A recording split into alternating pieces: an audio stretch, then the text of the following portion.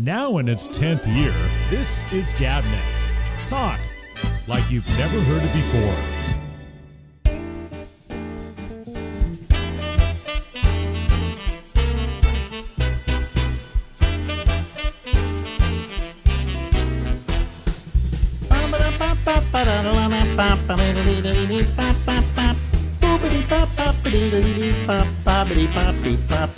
Hey everybody, this is Alex. Yes, live from Harlem in New York City, it's the Ramble. He has nothing to say. If you look under his picture, it says Albert Reynoso, and that's his name. Which the other day I was saying the best producer I ever had was, and the only word I could get out was Reynoso. I forgot, I couldn't remember Albert. I do that all the time. Do you really do that? Yes, I do. I was trying to think the other day of the name of the guy who starred on Cheers, and I could not come up with it at all. Ted Danson. Yeah, I saw his face. I had to go through the alphabet till I got to T, and it hit me, Ted Danson. It happens all the time to me. See, and here's most the of the thing. time Here's when the I thing. go through the alphabet, I find it. But how old are you now? 61. 61, okay? This guy's 25 years younger than I am, Right. 24 years younger than I am. When you're that age, you go, oh, my memory, I forgot that. Let me try and remember the name. When you're my age, you go, I'm losing it. But you're probably not losing it any more than you did when the same thing happened to you when, you were 61. Yeah, it's okay because I don't have that happen with a lot of things. It's really just names for me that I can't remember. Otherwise, I'm still there, I think. Well, Marjorie and I at home now look at an actor on TV and say, isn't that the guy who was in that thing? That's it, but I can't remember names. And That's in the whole fact, thing. there was a documentary made called The Guy Who Was in That Thing. And there was a sequel, The Girl Who Was in That Thing. Yeah. There was a whole bunch of actors and actresses who, you see all the time, but you don't know their name. Really good character actors who say, oh yeah, that guy, I like him. Well, whatever his name I was is. watching an interview with Jerry Lewis and Larry King. Mm-hmm. And they were talking about him. Can you do the Larry King and the Jerry Lewis together? I would love to hear. I know you do a Larry King, and I know you do a Jerry Lewis. Do a Larry King? Really? For the full hour? You don't do Larry King? So I can do one sentence for the full hour. That's all you need. Now Okay. you do the Jerry Lewis. I know you do Jerry Lewis. I'm taking a new pill. Come on. Taking a new pill. What's the pill called? Pregabalin. Yeah, that never gets We're saying one time that in the pill business, they name a pill and then they say, yeah, but would Jerry Lewis say it as a word? Riboflavin. So if it's a Jerry Lewis word, it passes. It passes, yeah. So I'm taking pregabalin. So what happened between Larry King and Jerry Lewis? I took you off track there. What do you mean? What? I don't know what happened between Jerry Lewis. You had a story you were telling. Larry King was interviewing Jerry Lewis. Oh, he was interviewing Jerry Lewis, and Jerry Lewis was doing Damn Yankees. Mm-hmm. And he said, yeah, I took it over on Broadway. I took it over from a guy who did it marvelously, played the devil, Victor Garber. Oh, I love Victor Garber. Which you see, you know Victor Garber, but how many people watching right now know Victor Garber? My wife knows Victor Garber. Really? And a lot of people who like Broadway know Victor Garber because he was big on Broadway. Yeah. Yes. Yeah. But, strangely, I do know Victor Garber. yeah, but most people outside of you and your wife, people who are in New York who know Broadway probably Right. know who Victor Garber was. You don't. I mean, they don't. Right. Them out there. And I'm trying to remember something he was in. He was in Alias with I just told you he was in not Hair, the other one, Godspell. He starred in Godspell as Yeah. Jesus. He was in Titanic. Yes. He played a big role in Titanic. Well, he played and the guy who other- helped build the ship. Yes. Yeah. And a bunch of other things, which I can't remember. Yeah, but a constantly working actor. Yes. Yeah. But there are actors and actresses who you see all the time, and you don't really know their names. Hmm. I know them, and then forget them promptly because I'm 84. But I know them because I'm interested in movies and who's in them. I always, in fact, a lot of times in movies, I don't even watch the movie. I just watch the credits. In fact, I claim that if you put up a movie and you run like the first 5, 10 seconds of the credits, Uh-huh. I can tell you what the movie is before the title ever comes on. Interesting. I knew there was a guy that used to do that with old movies. He was a director, I think, or a critic, and you could tell him a movie, and he would tell you how the movie starts, frame by frame. He would tell you the scene. Okay, that's good. That's good. That's really good. He was talking about The Third Man one time. He said, "Oh, and when it opens with the courtyard," and I said, "Man, that's amazing." But I have no Well, no, it's a talent. picture of a zither playing. The zither, right? The zither starts. Yes. Da, Oh, da, da, da, you can do da. it too. Yes. Mm-hmm. Yeah, one of my favorite Yeah, movies. yeah. But in the old days when they did a movie, it's RKO Radio Pictures, boom. Hal Wallace presents, boom. Then the name of the movie, Casablanca, whatever. Well, that was a Warner Brothers picture, though. And that's how long it took for them to get through the titles. Now a movie starts, a whole bunch of things happen. Somebody kills somebody else. Somebody throws somebody off a building, and then the name of the movie comes on. If they even give you any Well, titles. if they even get to it, yeah, yeah. I bet Shecky was really good at that, huh? He must have known everything. I don't know. We never played that Really? game. Oh, that would have been interesting. He was really good at any movie prior to 1950. Mm-hmm. That Was he better at that or animated stuff? Because I know he had a lot of animated. Well, he knew about animated stuff, but he knew more about just movies. And when it came to silent films, Mm-hmm. I mean, he taught me everything I know about silent films. I wish I could do a text fast enough to put up a slide, You can play some old style piano music under. Do you that. know how Alfred Hitchcock started in the movie business? I don't. He did the intertitles. The what now? The intertitles. That Don't know. was, that was the name for those titles of what the person was saying in a silent film. And they would Oh. go to the Oh, slide, and it would say, whatever. Right. And but he also would draw little cartoons on them. He was famous for that. You know, you called yourself a cartoon in our last gathering when we were together last time. Do you still have the cartoons I did of you when we were working together? I don't should know. You should put those up one day. I don't know. I'm trying to remember if I have them still. I must somewhere. Yeah. Let me know if you want them. I have them. I really enjoyed making my. Oh, Alex. they were. Well, send me a bunch of them. Marjorie Okay. would enjoy watching them because they were all insulting about me. Well, no, they were all realistic. They weren't. What do you mean? insulting. They were They were all insulting. realistic. You would say these things, and I would make my little etching of Alex Bennett and a little talk bubble over your head, or you'd be moving your hand in some way. And I can't draw for anything, but for some reason I was able to get you. When you went on some rant sometimes on the radio, I would just start sketching and get that one slogan that you used over and over again. I remember belling the cat was always the slogan you used when you were talking about. Yeah, but it's a favorite term of mine because it I know, but you also misused the belling the cat slogan. What do you mean I misused it?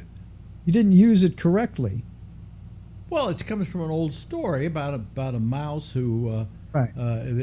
all the mice are being terrorized by this cat, Mm-hmm. and he says, "If you, I'm going to go out there. I will bell the cat. I'll put a bell around his neck so we'll always know when he's out there. And if I do it, you make me king of the mice." And they go, "Okay, fine." So one time he goes out there. There's no cat around or anything. He rings the bell, And then he runs back into the mouse hole and says, I just belled the cat, and they make him cake. So anything where you say you've done something which you really haven't done, but you're taking credit for it and using it to scare people at the same time is belling the cat. I don't know that that's the original story for belling the cat. That's All right, what do you know is the original story of belling the cat? I don't remember, but I remember looking it up after you said it a bunch of times, and it was different from that. That certainly is a logical use of belling the cat. Well, that's the story. But I don't know that the original was that. Wait a minute. That wasn't a story I knew. That was a Warner Brothers cartoon. I'm sorry. Oh. The Warner Brothers stole the belling the cat idea and used it. I think they used it in one of their cartoons, oddly enough. I'm sure. And it makes sense, but I don't think that was the original use of the term belling the cat. But regardless, I know you used to use the term all the time. Used to get all frustrated, and I remember I used to draw this Alex Bennett face and a hand or pointing at something, whatever you did. It was good. I'll send you some of the Alex Bennett cartoons. I guess they're cartoons, comics. What do you call it when it's a one-panel thing?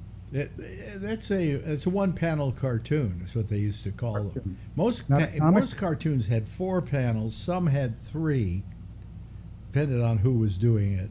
I think like Peanuts was always 4, if I remember correctly. Yeah. And what about the worst one ever, Family Circus? Oh God. That was always one.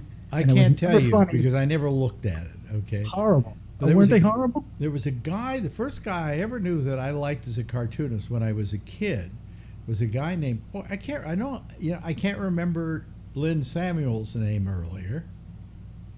Don't even say the name. If I say the name 3 times, she comes back to life. Mm-hmm. But I can remember the name George Lichty. There was a guy who had a cartoon named George Lichty, and it was called Grin and Bear It. Okay? And it was one panel. The kind of who did that? Who was the guy we all loved? Listen, Gary Larson. Gary Larson, yeah. The king of the one panels, and brilliant. And also, underknown is B. Kleban. You know him? B. Kleban. I think it's. I think I know who it is, but I think you're maybe pronouncing it wrong. Well, that's probably the case. But look up B. Kleban because he's got one panel cartoons like that are so brilliant. You're going to love them.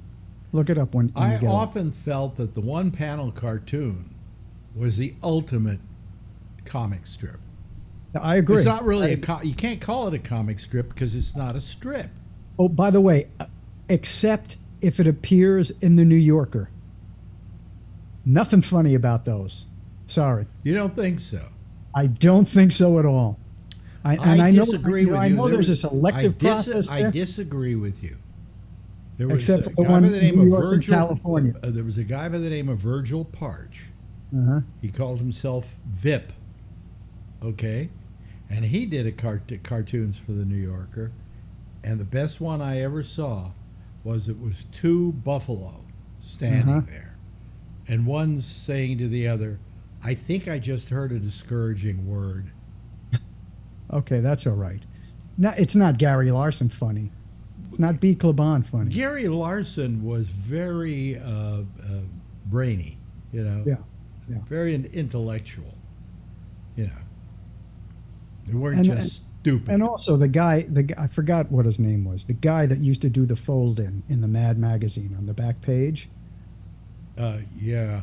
Remember that? You used to fold the... it was called a foldy, and you would take it and fold it together, and it would become a totally different thing than it was. Completely different picture, and the words would change, and they'd make sense, and they would relate to the other picture. Just brilliant. Yeah. Forgot what his name was. And those things, if you have somebody says, okay, I'm getting rid of all my old Mad magazines here, you wouldn't find one that didn't have a bent back page. That's right. You know? I remember times when Mad magazine would come out. I guess it was the 70s, and I used to go to work. on the subway, and I would read the Mad magazine, and people would look at me like, "What are you, an infant reading comic books on the thing?"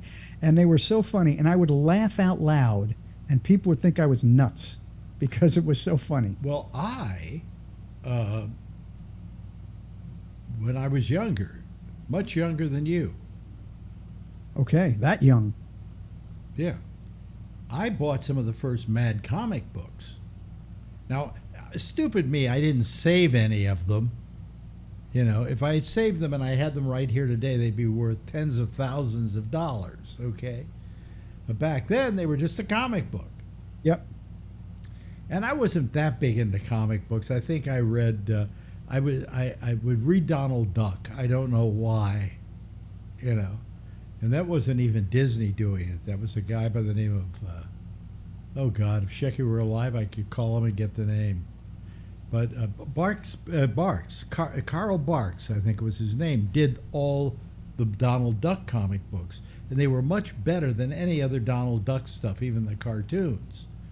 And I liked Batman. That was big for me. And then I liked Mad magazine, Mad Comics. It wasn't magazine. What happened was they got about maybe 15 issues in or something like that.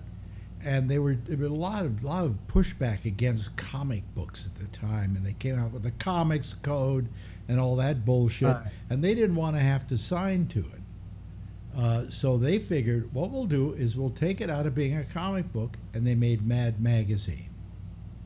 And I remember the first Mad Magazine, like I have it right in front of me. I wish I did. And it was terrific. It was You can get those online. Huh? They're available online. You can read sure. a whole issue of every one of them. It only remained good for a while. Then all the people... There was a 10-year stretch where it was just great. At the beginning, it was brilliant. And then all of a sudden, it just became dopey, you know? Yeah. A lot of the people like Will Elder, who was a cartoonist for them, and Jack Davis, I think, was another guy that was a cartoonist for them. They all did that stuff. Al Jaffe, I think, did that. Jaffe was another one. They were all brilliant, and they did some brilliant work. I mean, it was just incredible. You know? Yeah, the lighter side of, loved it. Yeah. So anyway, I got all those comic books. I remember I had a was it my cousin? Yeah, he was a concert pianist, and his wife was a concert soprano. Mm. And they would come over to the house, and one day I'm over there, and I'm reading my Mad magazines. And she comes over, and she says, "What's that?" I said, "That's Mad Magazine. I read it. It's a comic book." She said, "Let me see it." And she started reading it. She started laughing. She went, "This is great stuff." Just and these were very intellectual, snobby people. Uh-huh. He wouldn't ever find it funny. My cousin, the pianist, had a stick up his ass. Okay, it's too bad. But she was cool, man. She really loved it. She got any more? You would have said, "What? Me worry?" What, me worry? Remember Alfred E. Newman? Yeah. With gap tooth. I remember when that face was around. It wasn't invented by Mad Magazine. It was an actual... No, I don't think so. It was a carnival thing or something? Well, I think it was something you actually bought at a store and then framed and put up on your wall because it was so funny. It was a picture, actual picture of a guy. Really? And it said, "What me worry." I'm gonna look up Alfred E. Newman and B. Klebon and the Mad Magazine series. B. Klebon. I'm trying to remember. I know who you're trying to refer to, but I can't remember what I thought his name was. Sometimes you would see these names and you would pronounce them your own way. No, I think it was B. Klebon, Kliban. Oh, really? Yeah. Yes, it is. American cartoonist B. Kliban. Okay, does it say what he did? Born in Norwalk, Connecticut, Klebon studied at the Pratt Institute but flunked out. He became a Playboy cartoonist. Uh-huh. And he did stickers, mugs, calendars, T-shirts, a lot of different Sounds stuff. like Donald Trump. They often contain dysmorphic drawings of nude figures in extremely and unlikely environments. Very funny stuff, though. Very heady. Well, I'll have to look him up. Yeah. But everybody else, that's your homework assignment. Go look up B. Kleban. Kleban? Liban. Kleban. Kliban. B-A-N. B-A-N. Right. Okay. First name is Bernard, but he always went by B. Kleban. Yeah. K-L-I-B-A-N. From Connecticut. So. But, Flunked out of the Cooper Union. what? He flunked out of the Cooper Union. Out and of the Cooper? Yeah, I thought you said Pratt.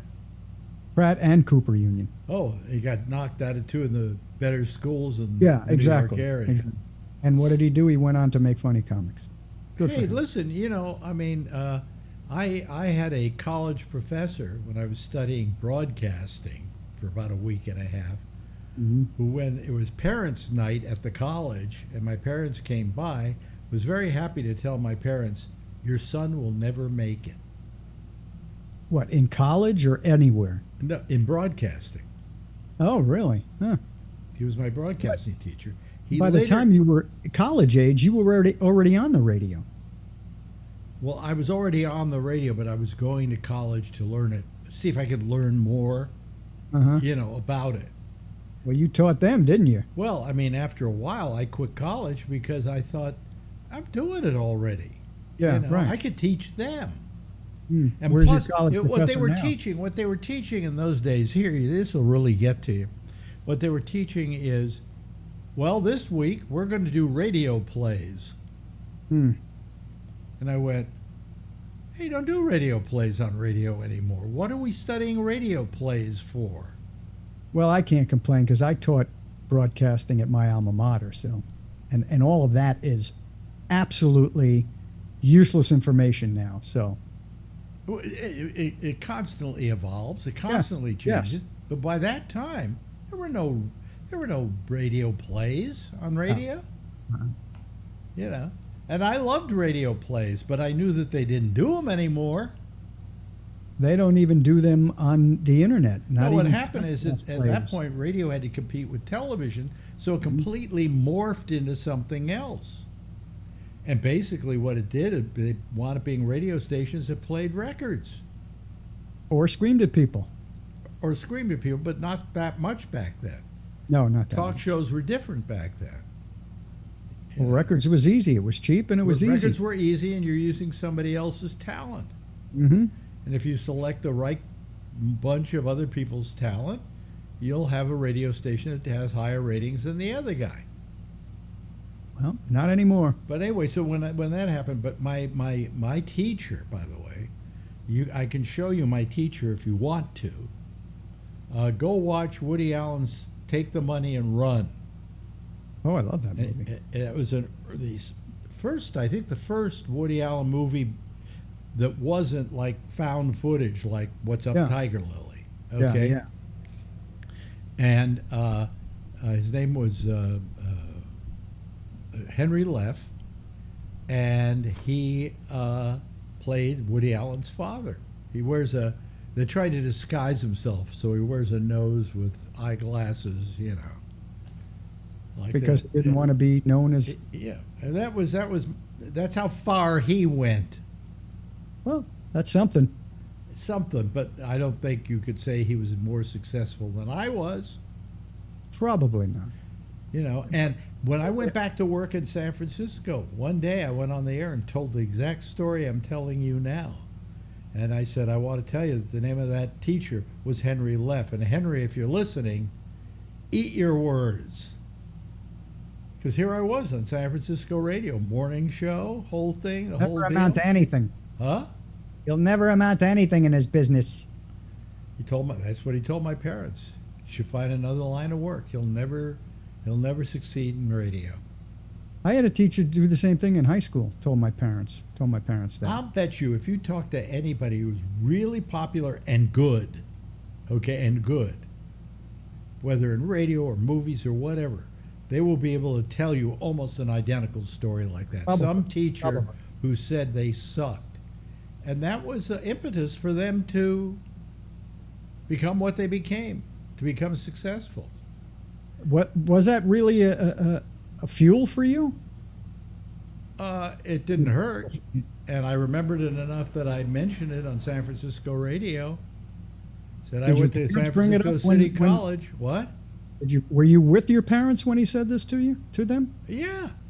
And after you left the school that day, did they bring it up again? No, Oh, okay. no, because my Father father just said, "Come my on, father Alex, was have a musician. glass of whiskey." My father was a musician. He was Uh-huh. in show business, and he was happy that I was in show business. Even if I wasn't big at that time, I was just working at KTIM in San Rafael or whatever. So, hey, listen, we've run out of time here. Gosh, This happens. I hate when that happens because I enjoy this. It serves two functions. It gives me 25 minutes of programming I don't have to do, okay?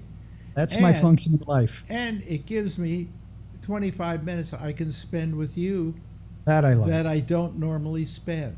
You That I know? like. Yes. So, And what amazes me is so often I come here with nothing to say, nothing that I'm thinking of, and yet we get something out of it. So that's nice. all I know is one day let me just do this quickly and then we got to go. But I had Lori Thompson. I was doing a thing with Lori Thompson, and we started on something, and we started in one place, and then we went to another place, and then we went to another place, and by the end of the 25 minutes, we were discussing diarrhea. Okay. Well, I'll And stop so you before you get to that. That's what I do. I just like to have a conversation. I don't interview you. Yeah, but do that So, with her. so, the so, diarrhea. Albert, where did you first start out in radio? It's pointless. It doesn't matter. Yeah, None of that. I mean, all an interview should be, and I told this when I was teaching, told students, the only thing you should do when you're doing an interview is hold a conversation. Don't sit there thinking about what's my next question I got to ask. And don't forget the plug. You have to plug what they want. Yeah. Ladies and gentlemen, that there is a young punk named Albert Reynoso. I say that because he's 24 years younger than me, something like that. So what? 23 younger. You're just as young as I am right here. Oh yeah, I really look it. That's all it matters. I said right here, right here, right here. Oh, Don't yeah, it's forget right to look here. up It's Luke right Laban, here. everybody. Is it right Yes. there? Yes. Anyway, hey, take care. Okay. I'm going to send you your comics. Okay. All right. Now in its 10th year, this is GabNet. Talk like you've never heard it before. Let me see here. Where do I go here? Oh, there we go. There's my camera. Alrighty. Okay. Hello, everybody. How are you? I'm a little out of it tonight. I'm trying to get things to go right here, and everything goes a little off. But I'm doing fine. And how are you all?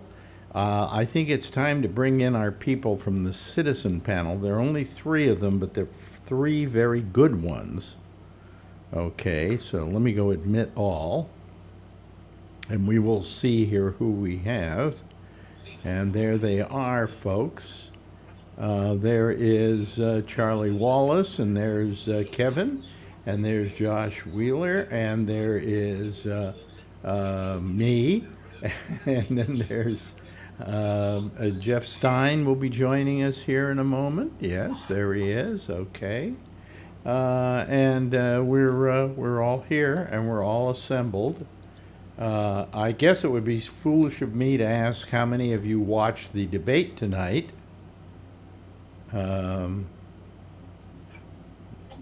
Did I get Not it? me. Huh? Not me. You didn't watch it? No. Why? It's a waste of time. You know what it's going to be. Well, yeah, maybe you would, and maybe you wouldn't. Let's see how everybody felt about what they saw, and then we can report back to you, Charlie. Okay. Because I thought if anybody was going to watch it, it would be you. I haven't watched the debate in 30 years. Oh, okay. So what did you expect that it would be? They will ignore the questions that the moderator asked and just go and spew their talking points. Well, that was at least on Trump's part, I think. Would most people agree with me that Trump never asked the question that was asked him? Yeah. Yeah. They asked him about fentanyl 4 times, and 4 times he didn't answer it. Yeah. So I mean, he didn't really answer. He would take a. They would ask him a question like, "Do you support the people who attacked the the Capitol?" And then he would turn around and answer a question that had just been asked 5 minutes earlier. Yeah. He wouldn't directly answer the question. Every time they asked him to directly answer it, he wouldn't directly answer it. But that said, how do you feel Biden was doing tonight? Poor. Yeah. Yeah, I don't think he did a very good job at all. yeah. What did you think, Josh? You watched it, I'm sure. Yeah, I watched. Kevin was trying to talk after that, but it's not a good format, for him. He's not a very good, quick on his feet public speaker like that. He really never has been. He's always had that kind of hesitancies and things like that when he talks. Sometimes I'm like that or whatever. Sometimes a lot of other people are like that. It really doesn't have anything to do with your ability to be able to do certain things, but he does have that, and it was fairly exaggerated today. And I was just talking to Kevin a little bit ago. I mean, honestly, between Trump being the literal just piece of work that he is, and the issues with Biden and the faith people have in him, and the fact that they're not able to look at whatever happens to be wrong with him and just say, I don't care. There's no possible way we could put this lunatic, fascist person back in charge of our country. I mean, they still do not recognize that threat. Between those two things, I just don't. It's very sad. I mean, the debate to me it was very sad because they didn't get any questions answered. There was not a lot of policy that was discussed. Trump was the ass clown that he normally is. Biden is not able to perform very well in these situations. I think in a room alone with an intercontinental ballistic missile on the way here, I think that he would know what to do. But people they don't think about that. These debates are all about optics and how somebody looks. And he looks old because he is old. I hate to say this. That's the facts. You can't change that. Well, I hate to say this. He also acted old. Yeah. Right. Here's the okay. First of all day long they kept running clips of the other debate back 4 years ago, and I looked at it and I went, well, if Biden's like he was on these clips tonight. Yeah, he'll ace the test, okay? Right. Unfortunately, it was like night and day. Yeah, I mean he can stand and give a prepared speech like he did in Normandy. I saw a couple of them. They're fine. People were happy with the State of the Union thing. But this kind of format across from Trump is not good. Yeah, but when he did it, when he did it 4 years ago, he really looked pretty much with it. Yeah. Tonight, he didn't look with it. Yeah, well, I mean, it's the most taxing and stressful job in the world. Yeah, but I think he's done a great disservice to Democrats and to America by deciding to run again. I think it's pure ego that made him run. For both of them. I don't know if it's that, but, look, if they want to, they can take a look at it. In some ways, they should, but Democrats are never really willing to do what needs to be done. I mean, even when they do things, even when they finally get there, then they still do something stupid. If they really wanted to pull some kind of master stroke out or whatever, he would say, fine, I'm not going to run anymore. And they would go get someone young and energetic with a family. And they would be like, see, this guy's an ass clown. And you've been bitching about this guy the whole time. And now we just gave you a new option. But that's not what they would do. They would run like Kamala Harris, They would just take the most hated person by the other side in the world and replace them with the second most hated person. I mean, so I mean, just because like they feel like they owe it to her, or some garbage like that. Like now I'm willing to accept it, but that's what I'm saying is other people won't. I mean, if you told me Biden could get reelected and get sworn in and drop dead at the stage, I would be fine with that happening as opposed to having Trump. I have no fear of our government changing hands in that form whatsoever. But most people probably don't think the way that I do. Well, there are, believe it or not, there are never Trumpers and there are never Bideners, but they're never either one. That's a very high group of people right now. People are not satisfied with the choice that's being handed them. They don't want a rerun of what went on 4 years ago. They'd like to be given a new set of choices. Mm-hmm. But I mean, the question I have, okay, this is the direct question. We can say, okay, he's not very good at debating right now because he had a stutter when he was growing up, and things get worse as you get older. Mm-hmm. But it was very pronounced tonight to the point at which Trump made light of it at one point. Because that's the kind of person he is. Huh? Because that's the kind of person that he is. Yeah. But the fact is that he has a profound stutter, or better yet, a pronounced stutter, that makes him sound like he isn't with it. But what you're trying to do when you're speaking and you're running for president is instill confidence in the people who are supposed to vote for you. Now, the question I have is a very direct one. Judging by his performance tonight, Biden's performance tonight, do you feel confident? No. No. No, I'm not confident, but I don't have another choice. So I'm with Josh though. Okay, I don't feel confident, but I'm with Josh.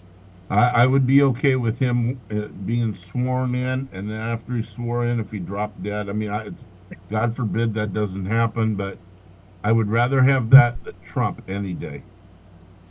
Yeah, well, yeah.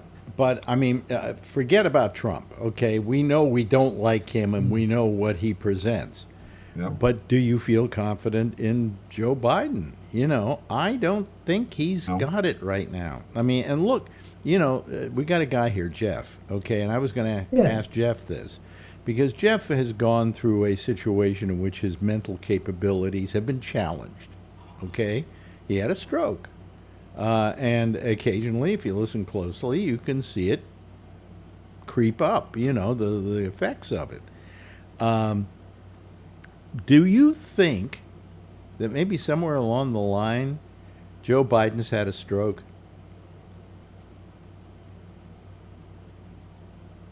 I mean, theoretically, yes.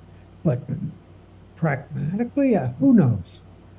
Yeah. I don't see any assessment of that. I don't either. Yeah.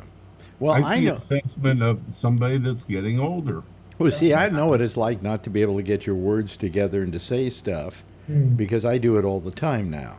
But it happens when you get into your 60s, too. You start getting that way. You don't have to be 82 or 83 or however old you are or however old Joe Biden is. I'm in my 60s, and sometimes I get lost in what I'm going to say. Okay, but let's say, like, you're not you're all very politically savvy, and you know that Trump is a clown, and you know that Biden is certainly a man with a great deal of history of doing the things he has to do to be president of the United States. But knowing all that, what about the person who isn't as savvy? How would they look at those two people tonight? That's the question. Because they're not playing to us. We're going to vote for Biden no matter what, right? That's right. Right. But there are those people in the middle, and now they're looking at these two guys, and I have to admit, Trump looked a bit healthy tonight, He was able to answer all the questions, just not the right questions. Well, he kept answering you. he had his own agenda, and he wasn't going to veer from that agenda. So no matter what question, I think he was asked, what was the question he was asked? Asked some question. They asked him about fentanyl in this country 4 times. They asked him. Did they? I didn't And hear 4 that. times he never answered it. Well, he did that with a lot of them. Yeah, right. That's right, Kevin. Yeah. It was I lost track at 7. I was trying to keep track, but he didn't answer a lot of questions. No, he didn't. Yeah. He just kept going back to other questions or just going off the rails. He went off the rails immediately at question 4. That's Well, right. he does Goes what back. he does what a lot of politicians do, and I've had the experience of diverts. interviewing politicians, and they do exactly that. You know, I will ask them a direct question, and then they will answer another question. Not even a question I asked. I'll get to that in a moment, but first, and then he hopes that he runs out the clock enough that you forgot that you asked him the other question. You know? But I don't think he does that on purpose. I think he just does it because he's just answering what he wants to answer, and he doesn't care about the question. Right, right. You can ask him if the sky is blue, and he'll tell you every reason why the sky is gray. Yeah, like Right. he came back And then with change it to blue. one line tonight. I that mean, was red. A complete lie. I never had sex with anybody. You know, with that woman. I think he said he never had sex with a porn star. Never had sex with a porn star. Yeah. Yeah, right. Well, the porn star says you did. You You know, paid her off. and what were you paying her off for? Yeah, what was the $130,000 for? Just to look at her? I could go for $2 get a Playboy magazine. Yeah, or buy the porn film. You know. Or the, yeah, Did really. they ask that question? Because I missed about 20 minutes or so. Somebody came to the door, and I didn't hear any of those. Yeah. Did they ask those questions? Yeah. Yeah. Oh, okay. Well, it was brought up. I No, it was recorded brought. It it, was so I'll brought go up back and by. look at it. It was brought up by Biden, who said, you know, here's a okay. guy who's gone out with had sex with a porn star, cheated on his wife, blah blah Well, blah. good for him. He listed all the things that he. Well, he wasn't quite out of it, so he was still bringing up stuff. No, he that was bringing should've. up stuff, but I don't know if that helps. That just angers the Trump people. Well, he deserved to be angry. Yeah. I mean, he deserved to jump back on him. I was kind of proud of him for doing some of that because he was getting pounded by him and his bullshit. Yeah. And, well, the biggest. he didn't need to stand there and take all that bullshit. Here is one of the most interesting things that Trump said. Trump always oversays stuff. To begin with, he always uses the following phrase, and everybody knows that. Yeah. Really? Yeah, the whole thing when he started talking about how the vets hate him and everything else, that was just such bullshit. And I was about everybody ready to knows throw rocks that. through my TV, and everybody knows that. Every general knows that. I was about ready to throw shit at my TV. I'm going, what the hell are you talking Well, about? here's dude? the one that got me. Okay, think of the logic of this. If you let Joe Biden continue to be your president, he will raise your taxes by 4 times. Yeah. Okay, now wait a minute. What is the average tax now? It's somewhere around 28%, isn't it?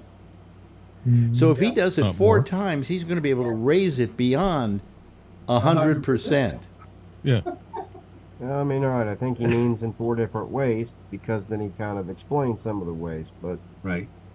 that's what I'm saying. It's just not quick response like that with the way his mind works and the way that he talks is not a good setup, you know? I mean, so, you know, I mean, if I were debating someone, I don't really necessarily want to do it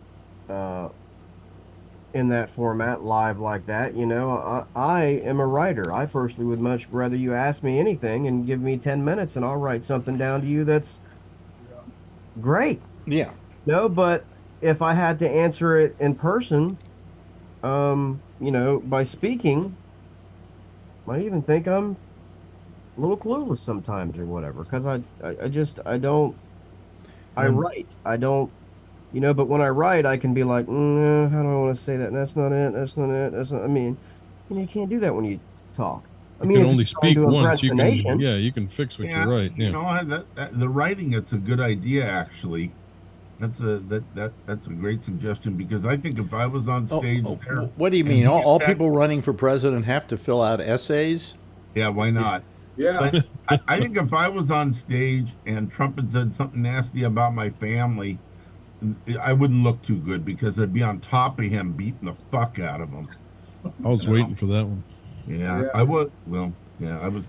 I'm surprised Trump didn't At walk one over point, Biden got very mad at him, especially there. Oh when yeah, when it kind of came to his sons and so on and so forth. He, Yeah, I'm and he talking had about. every right to. yeah, He did. yeah, Trump had no right to go there. None. yeah, He didn't. He didn't go after Trump's kids. yeah. But I He's got think too we much will all class. have to admit that Biden did not look great tonight. Nope. You know, but I agree with Josh when he talks about the fact that I would hate to think that a presidency is won or lost over a debate. It's only the first one too. Yeah. You know, it's only one of in 4 years. So we got to give him a little more credit. Let's see what happens in the next debate. Well, I don't think he's going to do much better. I think there's a certain impairment that Joe has that doesn't play well to the average person watching. I And don't that's think why there'll I be think another debate. You don't Josh's think? suggestion's great. Let him write it out. Yeah, you don't think there'll be another debate, Kevin? I don't think so. I don't think there should. Well, I don't see what it proves. Doesn't prove anything. It's a shit show right now. You know. Yep. Oh, there's Tony. Tony, did you see the shit show tonight? I got to tell you something, Alex. I'm not a violent guy, okay, by nature. I couldn't stand Trump anymore. We've kind of taken you for being a mass murderer, to be No, truthful but about it. did you hear what he said? He goes, the troops don't even like. He just lost. I'm going to be honest. I'm not just saying this for shock. I really would kick Trump's ass. Like if I was younger and he was the same age as me, you'd want to smack him around. Really, he's like that rich kid whose father got him everything. It's like he's just a bullshit bro, and he's nasty. I turned. I couldn't take him anymore. My brother's like, "What are you doing?" I said, "I'm going to watch Better Call Saul." I said, "I can't take this guy anymore, Trump." You know the news just reported, Tony, that somebody threw their TV out the window in Queens. That was you, right? No, that's my brother paid for it too. He probably wouldn't let me do it. It's like it's against the wall. But Alex, did you watch the whole? I couldn't take him anymore. I watched most of it. In the beginning, I found it hard to take because of Biden. I felt that Biden was a little on the, He looked like he was doddering to me. Like, I think he started to do better as time went on. yeah, He needed to be warmed up a little bit. yeah. But still, he had and I've had it happen to me where you just get your brain farts, Yep. and I felt bad for him, but I don't think that we should have to decide our presidency based upon something like this, And I just think that maybe TV's the worst thing that's happened to elections because ever since the Kennedy-Nixon debates, it's all changed. Nixon lost that one because he didn't have the good makeup on. Yep. He looked pasty white. A lot of it is optics. Exactly. And Kennedy came off as, good looking and suave and sleek and everything else. And that was the first time, I think, in present history that I can remember. How about you, Josh? That it really was, it was pretty much a presidency was won or lost based on a debate.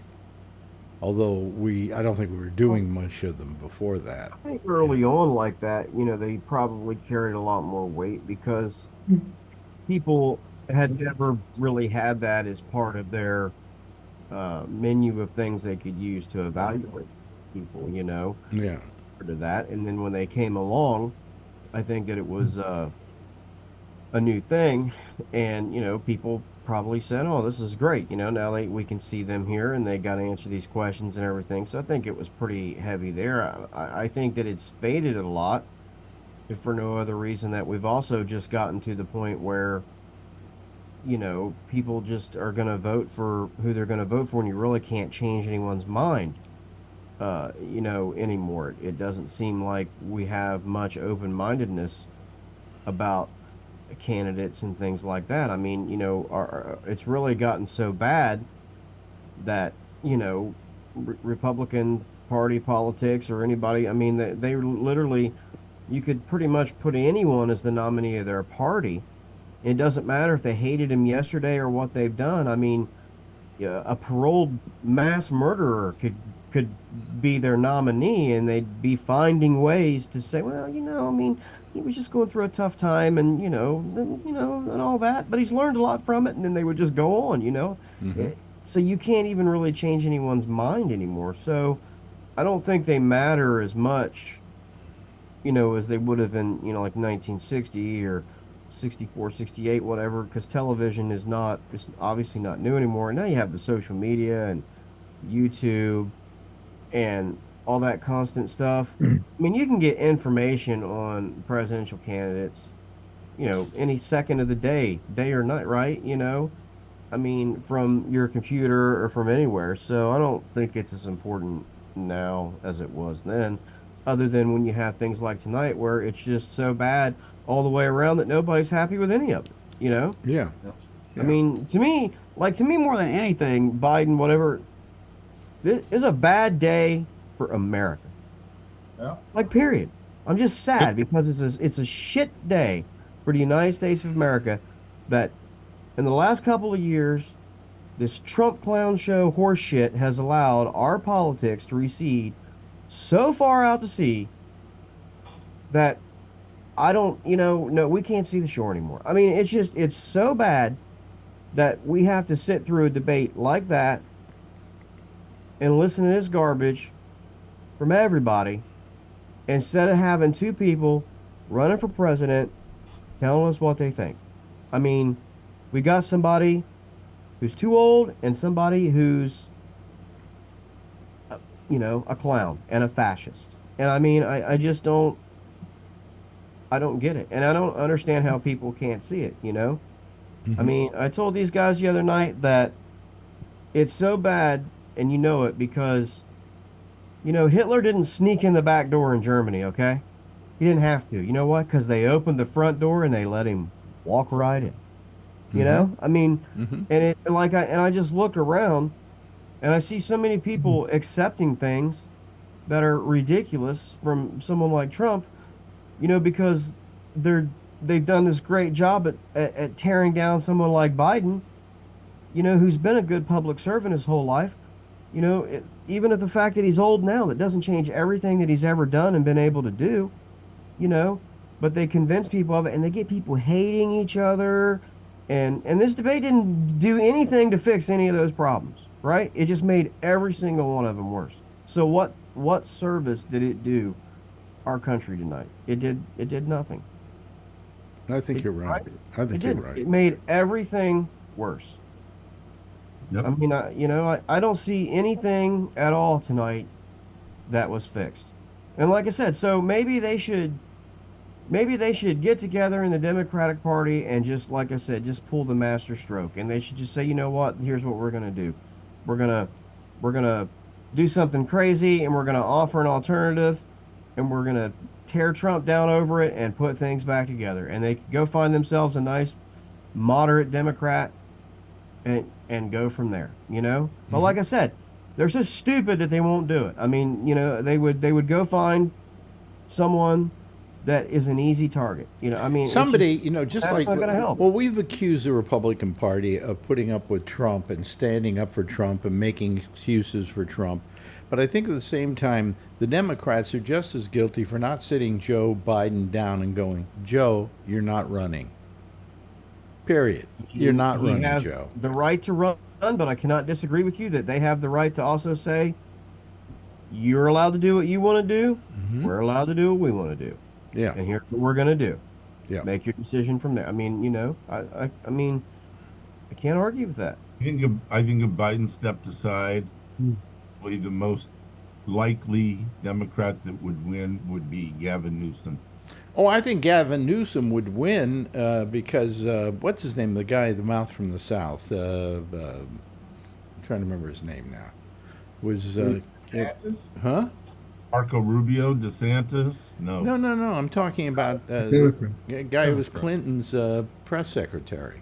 Oh. The crazy, the Cajun. Yeah. What's his name again? James Carville. James Carville.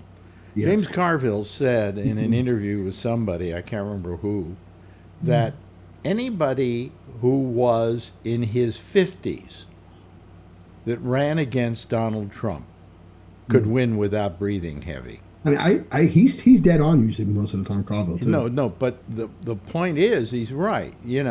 That these guys are just too old. Period. And I'm an old guy saying they're too old. When I tell you they're too old, they're too old. Okay. And that if anybody ran against Trump, who was younger, in his 50s, say, he'd just walk away with it. He wouldn't even have to work hard for it. And I think that's true.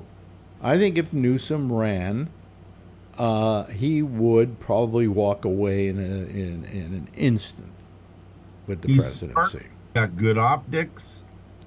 Well, he looks good. He's got good optics, but more than that, he wouldn't let Trump get away with anything.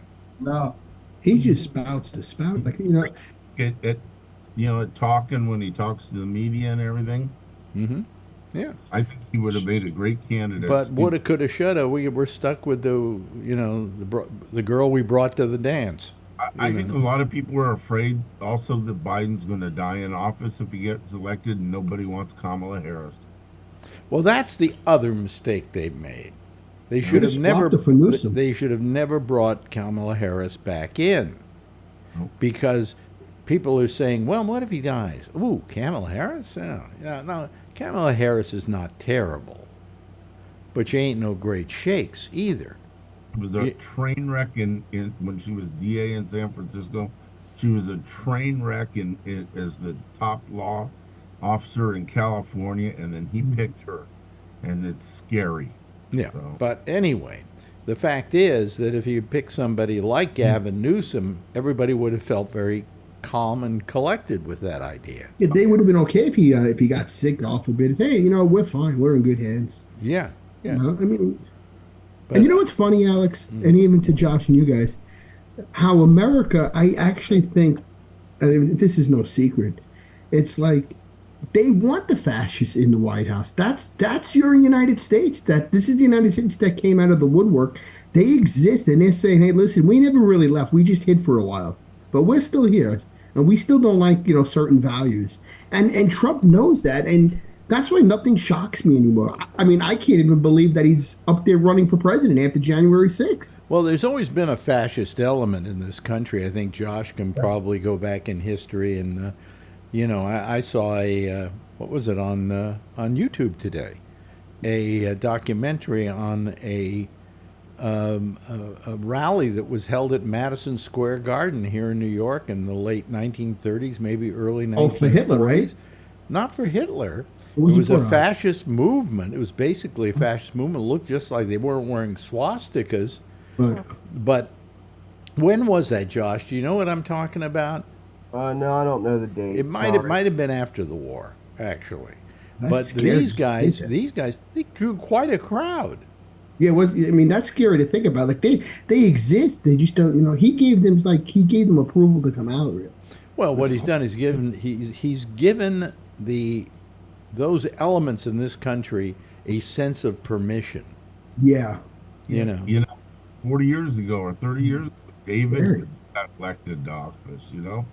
A grand wizard. If that isn't what that's sort of what you're talking about. I can't believe that somebody would elect this guy, but he got elected. Yeah, but he's going to let all those guys who went and attacked the Capitol, who have been found guilty, he's going to just let them all go. But he complains about all these elements that come in up from South America. Most of them are families, you know. But there are a few. I'm sure you're going to find a few that are going to come into our country and do something bad. No question about it. But we have hundreds of thousands of them, like he said. He's got them coming, like Yeah, but we have people here in this country who are Americans who rape people and rob from people and so on and so forth. So it isn't. You get a I think the problem with Joe is that he lost 4 years by not running. Right after Obama, he lost his 4 years then. Yeah, but he couldn't. He just died. What's that? Yeah, that's because his son died. But that's where he lost his 4 years. Yeah, that is where he lost his. And he had a good head on his shoulder then, and he could have taken over then. And that's where he, I saw quite a few interviews with that guy, and he had his head on his shoulders, and he was on a roll at that time. Yeah. And I think he could have beat anybody. Yeah. But you got to still including remember, though, Ken, you still got to take into effect that despite his age, he already took down Trump once. He took down Trump. But he took him down because of what was going on. What were you saying, Brian? Sorry, the deeds for Robles where it says quantity going to pass. I can't hear. Sorry, I gotta mute. What was that noise? I'm on a call from work right now. Oh, okay. I'm on a call from work right now. Okay. So. No, well, put yourself on mute and then. Yeah, I know the routine. I'm new to this, so. Yeah. Okay. we'll wait for you. Nobody talk until he gets back. Yeah, I can put you on this call. It's really fun. No. But anyway, you're right. He should have run a few years earlier, and the fact that he won at his age is amazing. Yeah, if you look at it, if he did win, though, he would have gone his 8 years. We probably wouldn't have seen Trump. Yeah. Woulda, coulda, shoulda at this point, but we probably wouldn't have seen Trump, and we wouldn't be sitting here in this mess. Well, to be honest with you, I've never been. There would be a youngster up at this point. I've never been. We'd be looking at a 50 or 60-year-old. I've never been that big a fan of Joe Biden's because of what went on with what's her name, who went up and told all the stories about Clarence Thomas and the way he treated her. I understand that, but in the end, he was still pretty good in his work for most. Yes, part. but everybody has their fucked up parts. Sometimes there are things that so piss me off, I don't like you ever again. And it wasn't terrific what he did. No, I get it. And what was her name again? Anita Bryant. Anita Bryant? No, not Anita Bryant. Anita Hill. Anita Hill. Yeah, what he did to her. I mean, it wasn't just that they didn't believe her.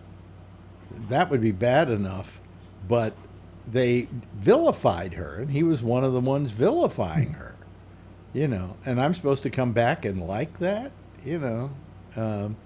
but he's you got to go with the girl you brung to the dance, and in that case, change too. In that case, it's our dear president, Joe Biden.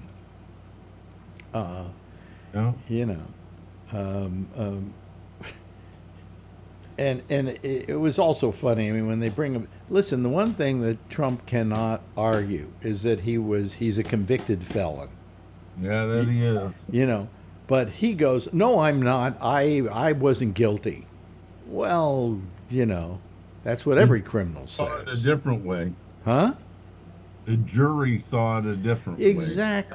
Exactly. And well, go to your appeals, and if they fail, they fail. Now, I'm going to bet you. I may be wrong. You can call me tomorrow night and say, Alex, you were wrong. But I'll bet you tomorrow the Supreme Court comes out with their decision about Donald Trump, and as to whether he has a serious case of what do you call it? Presidential immunity. Another question you didn't answer. Yep. What? Yep.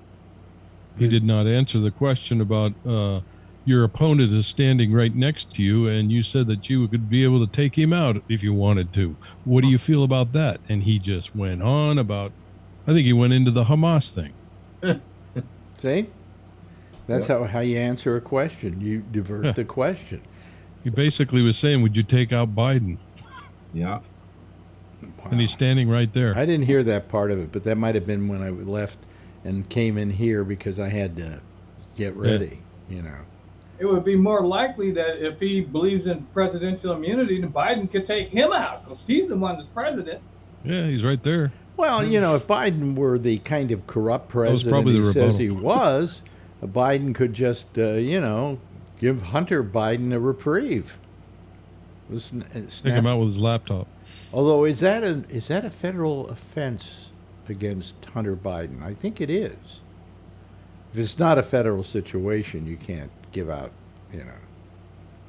No, he could have pardoned. He had to promise not to. No, Yeah, he didn't have to promise. He did No, he promise. didn't have to, but he did. He did. Promised it. Much to his He credit. was not going to commute his sentence, wasn't going to pardon him or anything. Yeah.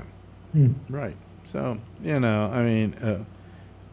it's really, but I agree with Josh. We live in sad times. Yep. We're about to vote away our democracy in Yep. November. That's Well, what we're going to do, it looks like. That's about what's at stake, too. We aren't. It's going to be.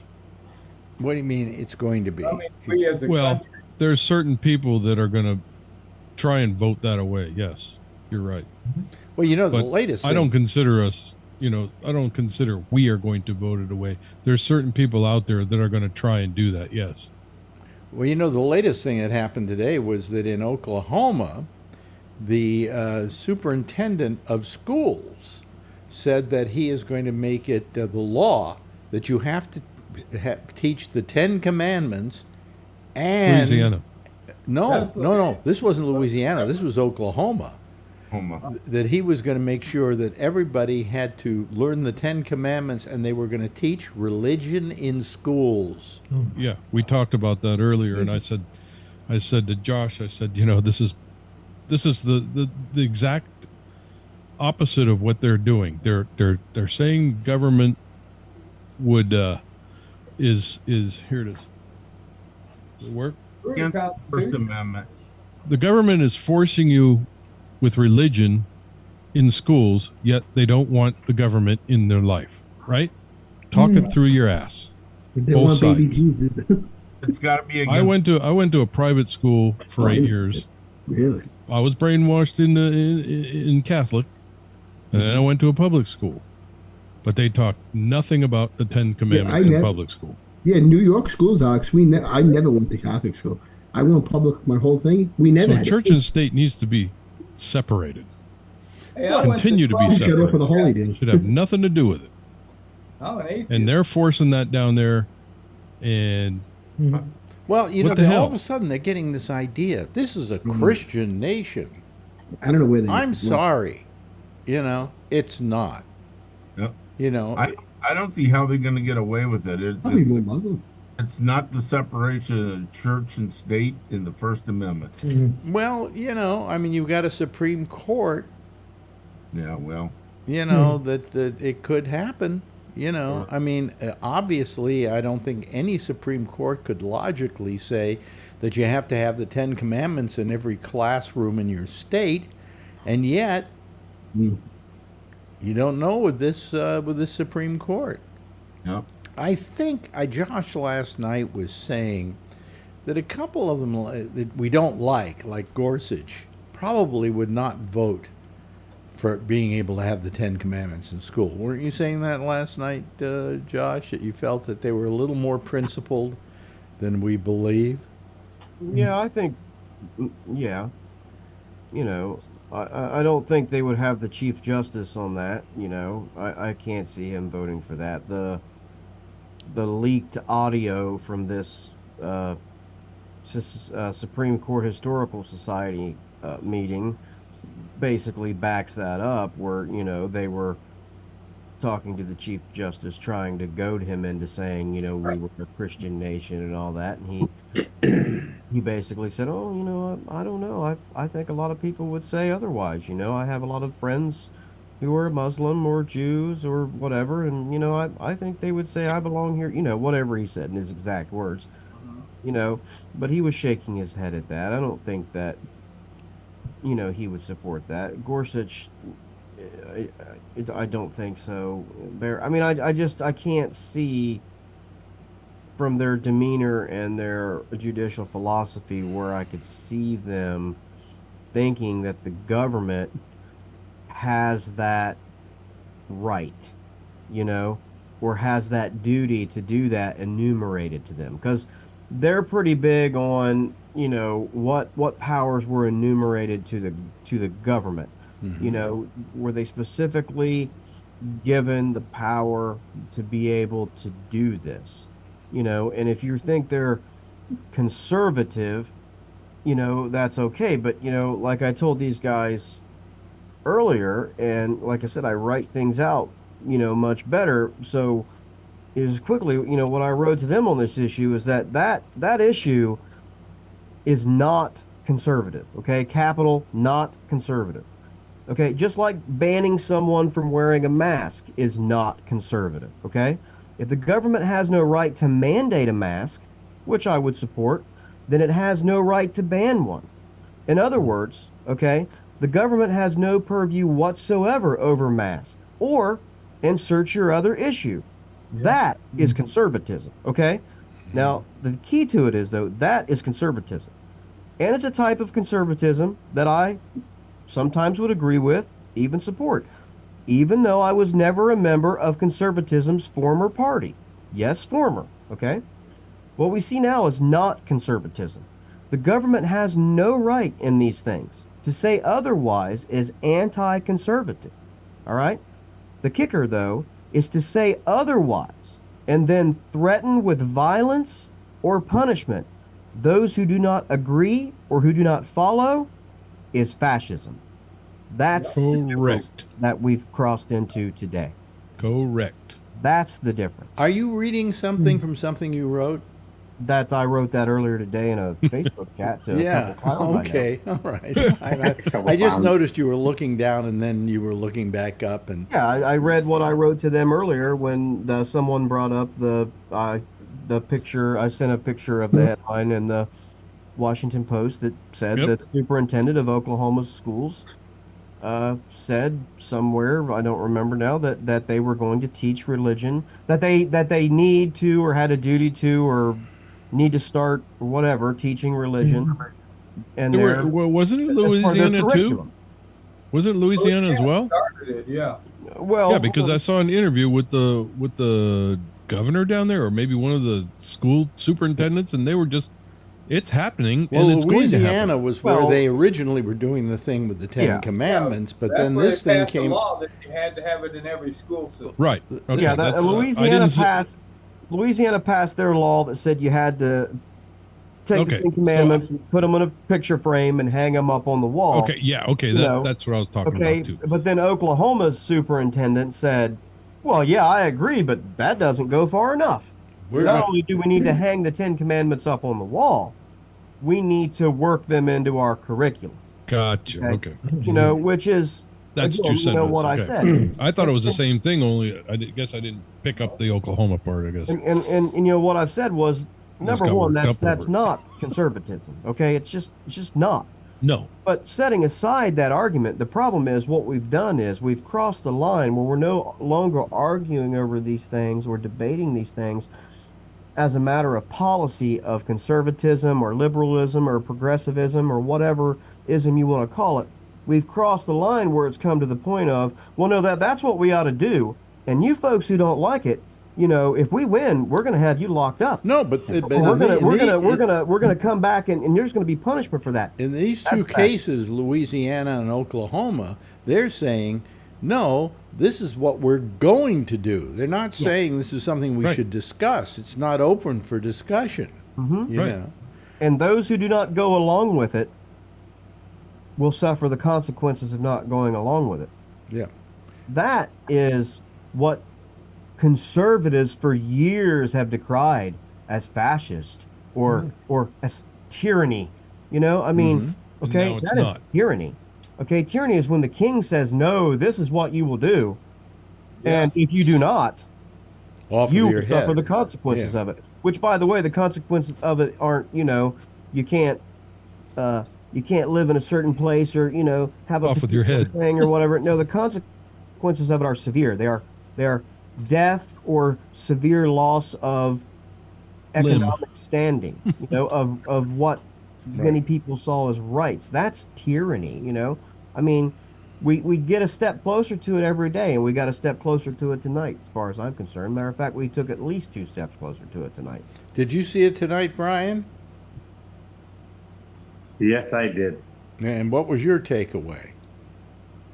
Exactly what Josh said about we have one guy who, both guys that I want, you know, got one guy who I don't think is capable of doing the job, and then the next guy who's a liar, you know, one after another, just lining them up. Yeah. You could almost anticipate what he's going to say right when he starts saying it, you know? Yeah. Yeah. Well, you know, So it's, yeah. I put My on German Facebook, mother-in-law was having a heart attack at the same time. She kept texting me, and she doesn't text at all very much, and she's going, Hitler, Hitler, Hitler. Yeah, exactly. How can people not see Exactly. that? That's exactly what Josh is saying. Yep. She said Yeah. it's fascism happening. It's blooming in front of us. yeah, And she yeah. well, lived it. My question She is, lived it. My question is Trump doing this consciously, or is this does this just happen to be his nature? He wants his family. He wants his family to rule the U.S. He Yeah, wants it's all his his kids nature. lined up. Huh. He wants He Yvonne. to do whatever he wants to do. He's immune to all laws, immune to all mores or anything. He just He whatever wants I want to- to do, I can do it. She is Yeah, he wants the literally kids lined up. scared. She is literally scared. Really? He wants yeah. the daughter And to she be the lived next. through the real thing. And she knows what it is. She knows what it is. She stocks up food still because she's scared that something's going to happen. Yeah. We have to tell her to stop buying shit. Well, you know, it's amazing that she had to live through something like that. And It then, is, because I believe her. and then she has to live through it all over again. How it's Exactly, in this country. History She came to of this the country to Jews. get away from that shit. Mm-hmm. Well, there's people And over she in respects this country. She has a heavy German accent, and she gets pissed off when somebody doesn't learn English. No, I trust she wasn't. Was she there during the Holocaust, or was she there right after? She was escaping in 44 in 44. with her mother. Yeah. Lost her father. Lost her a couple people from her family. To fascism. Yeah, was escaping from Were Hitler. they Jewish? No, Wow. they were Germans that didn't agree with the Yeah. Hitler belief. Okay. And that's why they were enemies of the state. Yeah. They also killed 6 million other people that weren't Jewish. Oh, they killed They were supposed to be on a boat. And it was homosexuals, gypsies. Yeah. They were supposed to be on a boat They had to that have was a- that was that was loaded up with I don't know, I can't remember the exact number, but I'll just use random numbers. It was supposed to have, say, 20,000 people on it. They loaded like 40,000 people on it, and her mother said, "No, we're not getting on that boat. It's gonna sink," and it sank, and all those people lost their lives. And she got on a train and went the other direction. Wow. With her kid. Wow. Yeah, she's got some stories. Yeah. Yeah. Well, you know, and there aren't many people around to tell those stories anymore. No, every time I'm talking to her, I say, record. No, it's up to the historians now to do that. But that's the problem with the movement of fascism, etc., and Trump is they've managed to push this narrative, and they keep working on it. That all those historians, they're just academics, and all those academics, they're just big left wingers, so they're just going to write stuff that pushes their agenda.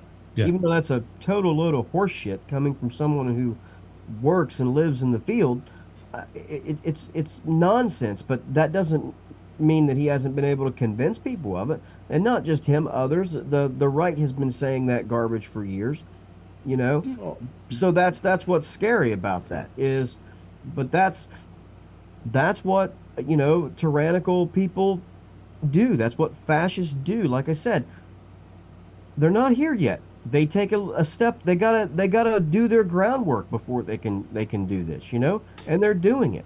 They're laying it out there. I mean, again, I mean, if people are tired of hearing it, I guess I don't care. Hitler, like I said, he didn't have to come in the back door. Okay, he walked right in the front door, and they opened it for him, and were happy to have him. You know, and there are a hell of a lot of people in this country, obviously, who are happy to have Trump. They're drinking They're the Kool-Aid. fanatical about it. They you know? made the Well, I'd Kool-Aid, love- and they're drinking it. I'm not so fanatical about Biden, the guy that I voted for and have really liked and admired most of my life, to say, you know, oh, nope, everything's fine, nope. I mean, no. If they came out tomorrow and said, you know, Biden, this, we're going to do this, and this, okay. That's what's good for America, that's what we're going to do. You know, but Trump's people are incapable of doing that. Well, you know, I mean, you do know with Joe Biden that he has the whole country's interest at heart. Yeah. You know, that he wants to be president not because of an ego, although I have to say a little bit of ego had to play into him deciding to run again. You know, I think that was being a bit on the egotistical side. He's trying to plug the dam.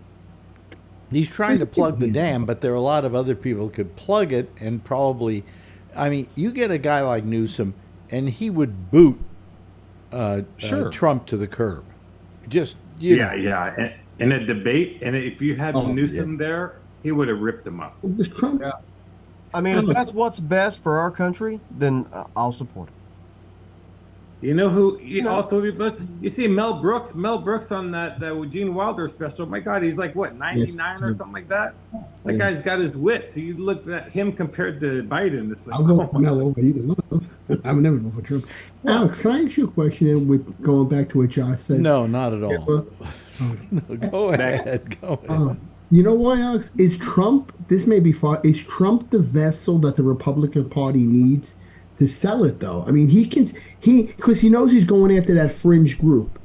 So they're hoping that's enough to win the election. I don't think it is. I'm saying that the Republicans are playing a really dangerous game here because I've said it before and I'll say it again. If they lose this election, they're through. They've got to come up with another party. They've got to just create a whole different party. And if they win, the party becomes a Nazi party. Exactly. I don't think Either way, we lose. I really don't. Yeah. They could stir up enough Democrats to say we just got to vote for Biden just to keep him out too. I don't think they have Trump double backfire. I don't think they even have anybody behind him that could even win, though. Even if, let's say, God forbid, Trump wins, Alex, and everybody. You really think they have anybody there that's viable to win after him? His daughter. Oh, she can't run. Come on. He's got his family lined up. The Trumpers will just follow. They'll just follow. He's gonna go out there and say, "Everybody voted for me. Vote for. Here's the next one in line." I don't think he's that powerful like you think to that degree. I think Alex, if he loses, you're never going to hear from him again, and the whole family. I think he's got far more power than we would like to admit. Yes. Okay. Yeah, he's not even in office. And I mean, come on. This guy goes out with a porn star. He's a convicted felon. He's a convicted rapist. Why? We don't know. All on and on and on, and still these Republicans stick with him. I mean, come on. Yeah. How many of these vice president people, these vice president candidates that he's talking about, have been no Trumpers that are now sucking his ass to be vice president? They were all no Trumpers. Yeah. Now they're ready to go, okay, I'll be your vice president. It's complete bullshit. Yeah. Same as before. Same thing. He rips. What does he do that gets them to do that? Well, they're afraid to lose their job because Liz Cheney had a backbone. That's bullshit. No, let me finish. Liz Cheney did not kiss his ring, and she did the right thing. She didn't kiss his ass. Yeah. Well, there's a lot of them that didn't do it, but there's still people that are doing it, and that's the problem. That's what I'm saying. But there are people like Liz Cheney who refuse to say, "I don't like this guy." They just want to save their ass. It's like Kinzinger did it. It's the worker in work who's kissing ass to keep his job. Kinzinger did it. He's a Republican. He's out there about boasting about Biden. Yeah, I know, but he got kicked did it out today too. Yeah, he didn't get kicked out. He quit, but and look at John McCain. They're still standing up. Cheney did. They're still standing up. At least they got integrity. Well, I think we will all agree. We will all agree to agree that there's no figuring this whole thing out, and it just flies in the face of any rationality. It's a mess Okay. right now, but Yeah. hopefully At it no gets other time in figured out. history could a man be elected president with all the baggage that Trump has Exactly. on He should his even be able back. to run. Anyway, So- thanks Still to don't think he's going to make it. Thanks to Kevin, and I thank you to, of course, to our good friend Mr. Wheeler, who, by the way, won't be here tomorrow night because he has to work. Let's say goodnight to Charlie Wallace. Thank you, Charlie, for being here. Jeffrey, very good having you here. Alan, nice having you on board. Thanks to Tony for joining us once again. And of course, Brian, always good to have you here. Everybody give a big wave goodbye, and I'll give a big wave goodbye. Okay, at you. Okay, there they go, ladies and gentlemen. That's our citizen panel for tonight. We'll have another citizen panel around here tomorrow night. In the meantime, stay tuned for Amy Manuel. I'm sure they're going to want to talk about this. And she's here taking your calls on Skype at GabNet Live. I'll see you again tomorrow night. Same time, same station in life. In the meantime, as always, if you see her, tell her I love her, okay? Bye-bye.